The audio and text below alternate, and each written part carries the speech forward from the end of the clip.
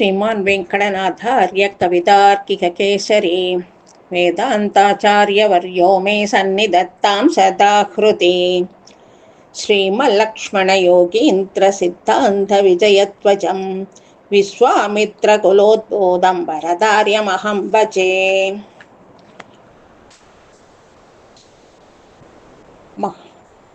உலகத்தில் இருக்கிற மக்கள் பல விதமானவர்களாக இருக்கோம், பலவிதமான ஆசைகளையும் உடையவர்களாக இருக்கும். அப்படி இருக்கிற போது நமக்கு ஒரு தாய் எப்படி தன்னுடைய குழந்தைக்கு ஹிதமான உபதேசங்களை சொல்லி நல்வழிப்படுத்துவாளோ, அதே மாதிரி ஆச்சாரிய சார்வபௌமர்கள் நமக்காக ஹிதமான வார்த்தைகள், ஹிதமான ஸ்லோகங்கள் எல்லாம் கிரந்தப்படுத்தி நமக்காக அமைச்சு கொடுத்துருக்கா.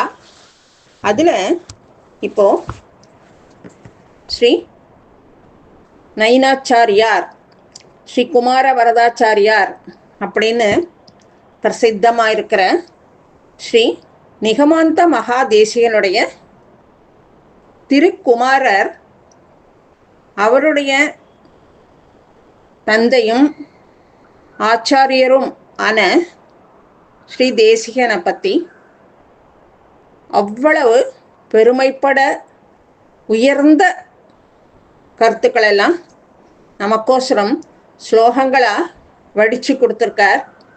அதில் இப்போது ஸ்ரீமத் வேதாந்த தேசிக விக்கிரக தியான ஸ்லோகத்தை பற்றி இப்போ பார்க்கலாம்.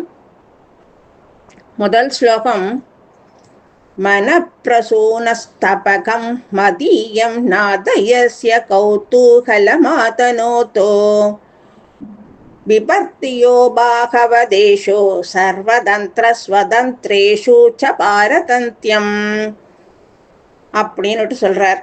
அதாவது ஸ்ரீ தேசியன் சுதந்திர சர்வதந்திர ஸ்வதந்திரன்னு ஸ்ரீ ரங்கநாத பெருமாள் கிட்டையே பேர் பெற்றவர். அப்பேற்பட்டவர் அடியார்கள் கிட்டையும் பரதந்திரனா இருக்கிற என்னுடைய நாதன் வேங்கடநாதனுக்கு அடியேனுடைய மனமாகிற பூங்கொத்து மகிழ்ச்சி ஊட்டட்டும் அப்படிங்கிறார். அதாவது தன்னுடைய அவருக்கு மகிழ்ச்சியை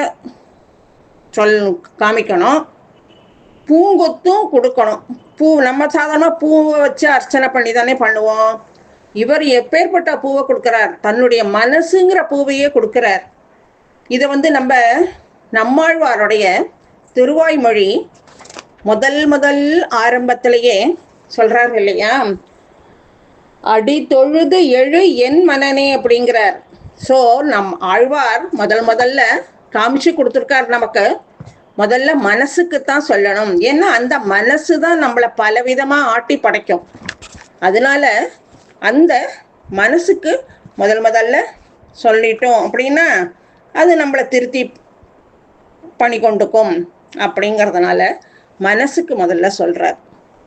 அப்பேற்பட்ட அவர் ஸ்ரீ தேசிகன் அப்படிங்கிறவர் கருணைக்கு அளவில்லாதவர். அப்பேற்பட்ட கருணை உள்ளம் படைத்தவராம். அது மட்டும் இல்லை, பக்தர்கள் தன்னுடைய குறைய ஸ்ரீ தேசிகன்ட்ட சொல்லணும், சுவாமிகிட்ட சொல்லணும் அப்படின்னு வருவாளாம். வந்த சுவாமியை பார்த்த உடனே அவளுக்கு மனசில் இருக்கிற பாரமே தீந்து போயிடுமா. எப்படின்னா அவளை பார்த்த உடனேயே போகிறோம், அவள் சொல்லவே வேண்டாம் எனக்கு இன்ன கஷ்டம்னு. அவளை பார்க்குற பொழுதே சுவாமியோட கடாட்சம் பட்ட உடனேயே அவளுடைய கஷ்டங்கள் எல்லாம், மனக்குறைகள் எல்லாம் தீந்துடுறதான்.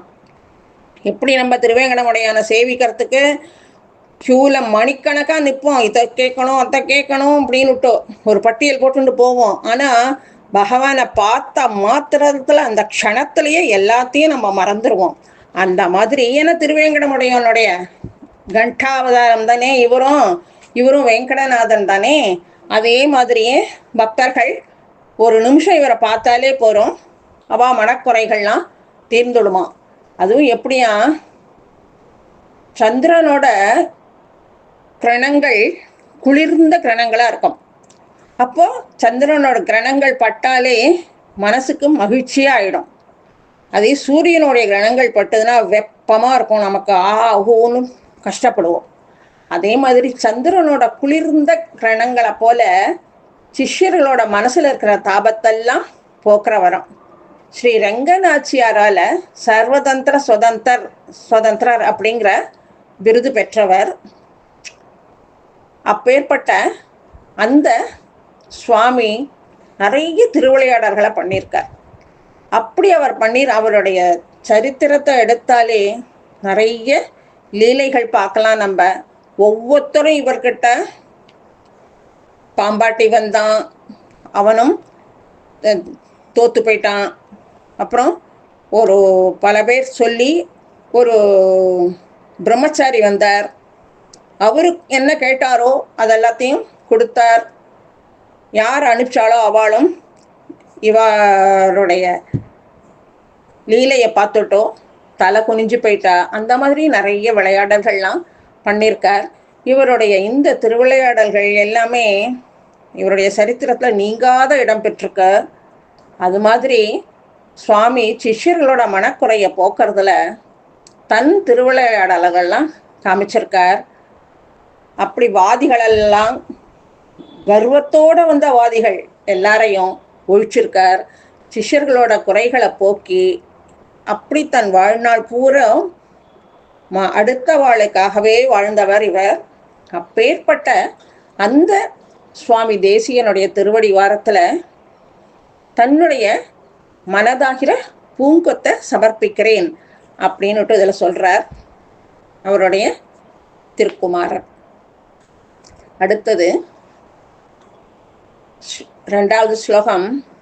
ஸ்ரீவாதிஹம்சாம்புத தேசிகேந்திர பாதாம்புஜத்வந்த பராகதைவம் ஸ்ரீ வெங்கடேசம் குரு சார்வபௌமம் சேதச்சிரம் பாவய சௌமிய ரூபம் அப்படிங்கிறார். இதில் தன்னுடைய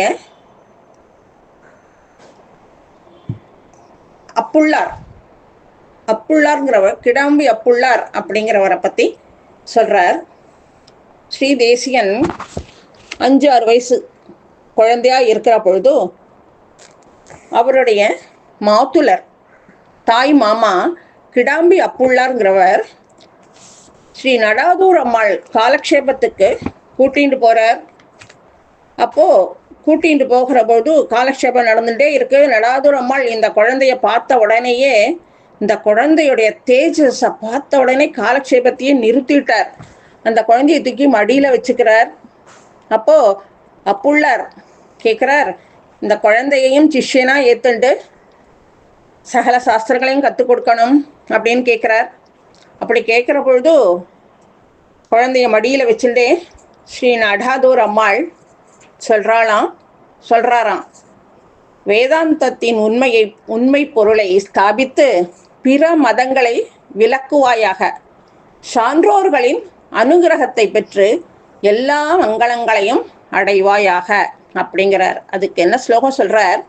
பிரதிஷ்டாபித வேதாந்தக பிரதிக்ஷிப்த பகிர்மதக பூயாஸ்திரைவித்ய மான்யஸ்துவம் பூரி கல்யாண பாஜனம் அப்படின்னு அந்த குழந்தைய ஆசீர்வாதம் பண்ணுறார். பண்ணிட்டு தனக்கு வயசாகிடுத்து, திருநட்சத்திரம் நிறைய ஆயிடுத்துங்கிறதுனால கிடாம்பி அப்புள்ளாரையே சொல்கிறார், நீரே குழந்தைக்கு ஆச்சாரியராக இருந்து சகல சாஸ்திரங்களையும் உபதேசிக்க கடவீர் அப்படின்னு விடுறார். அப்போ நடாதூர் அம்மா சாதிச்சதை வச்சுண்டு கிடாம்பி அப்புள்ளாரே ஸ்ரீ தேசிகனுக்கு எல்லா சாஸ்திரங்களையும் கற்றுக் கொடுக்குறார். அப்படி இருக்கிற அந்த அப்புள்ளார தன்னுடைய தெய்வமாகவே, குல தெய்வமாகவே கொண்டாடிண்டு இருக்கார் ஸ்ரீ தேசிகன். அப்படி இருக்கிற அந்த அழகு ரூபமாக இருக்கிற அந்த ஸ்ரீ வெங்கடேசன் அப்படிங்கிற ஆச்சாரிய வள்ளலை மனமே நீ என்னைக்கும் சிந்தித்திரு அப்படிங்கிறார். அப்படி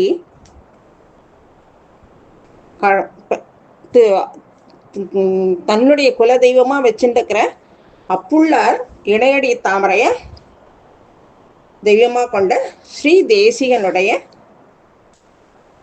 ஆச்சாரியர் சிந்தித்திரு அப்படின்னு சொல்கிறார்.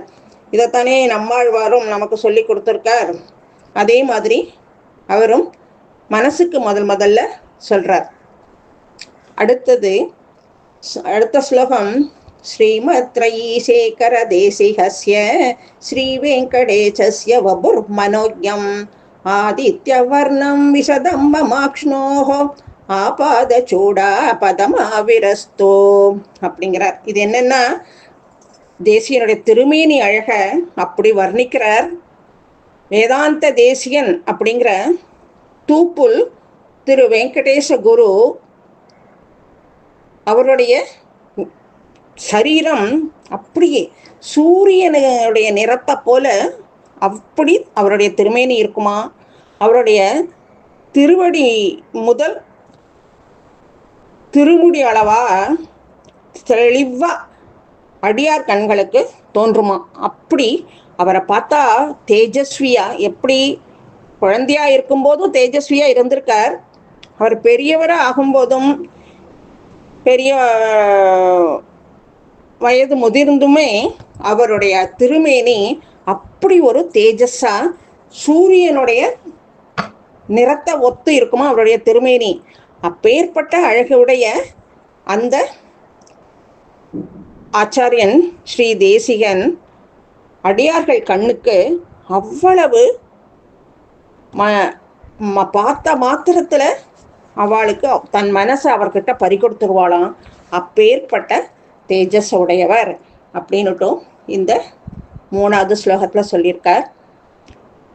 அடுத்த ஸ்லோகத்தை நம்ம அடுத்தது பார்க்கலாம். கவிதார்க்கிக சிம்ஹாய கல்யாண குணசாலினே ஸ்ரீமதே வெங்கடேசாய வேதாந்த குரவே நமஹ.